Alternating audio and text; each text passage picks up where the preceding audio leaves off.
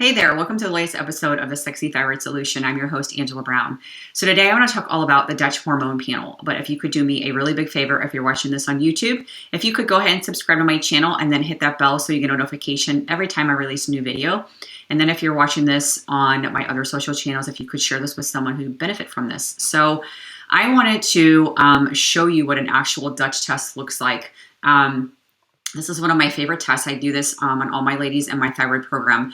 But one of the big reasons why I really like this test is the comprehensiveness of it. It is super, super extensive. So it's not only going to look at all your sex hormones and your adrenal profile, but it'll look at your sex hormones, how you're breaking them down. Are you metabolizing them? What you're doing with the hormones, not just are they actually there, but are you using them?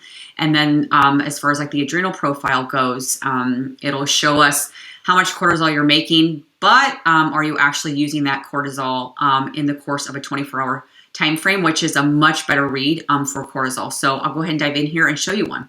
So this is an example of a Dutch test. So this particular client has a lot of symptoms of low progesterone and a mix of high estrogen and low estrogen. And I wanted to show you how that can happen. So her progesterone is definitely on the low end, but look at her estrogen. So there's 3 dials for estrogen. And what's supposed to happen with estrogen is you're supposed to metabolize it and you break it down into 3 different pathways. And what's happening here is you can see she kind of has a mix of a little bit high estrogen, a little bit sort of moderate estrogen, but then look at her metabolism of estrogen. She's not really pushing that protective pathway, which is the green arrow.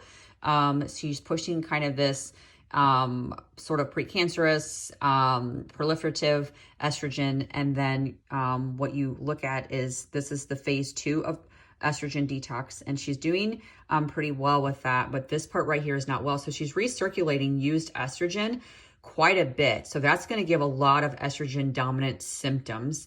But then because she doesn't have enough progesterone here to kind of offset that, she's going to get a mixture of symptoms here. And you can see, look at the progesterone too. Like there's 2 pathways for that. And she's really pushing that beta side of it. So definitely things that we need to address. Even looks at DHEA and testosterone, which I'll show you her total DHEA on the next page. But she's getting a lot of testosterone symptoms like acne, things like that. And it's because she's pushing this 5-alpha pathway right here. She's pushing that masculine side of testosterone. That's going to cause a lot of testosterone symptoms. And this is another page of the test. So she's having a lot of sleep issues. Well, she has no melatonin, so that can explain that. Here's her total DHEA. So she's making a sort of low end of total DHEA, which makes testosterone and estrogen. So that could be a culprit right there.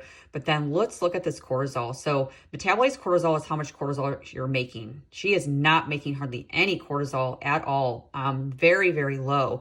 But then what you go do down here is this is 24 free cortisol. So this is how much cortisol you're actually using, what's available, what you're using. So you can see she's not making very much cortisol, but it's kind of hanging out. That is a big red flag for a slow thyroid. Hypothyroidism is very common to see where you're either making very low cortisol or maybe a sort of okay amount, but it's not relative to the 24 free. You have a lot. And if you see her pattern there, she spikes up really high. So that cortisol is just kind of hanging out. That is a big red flag for hypothyroidism. So I hope this helped you kind of understand a little bit more why I use this test, why it's one of my favorite tests, and could give you a little bit more information on how I use this inside my thyroid program. If you have any questions with this and want to know more information, go ahead and reach out to me, and I'll see you on the next video. Bye.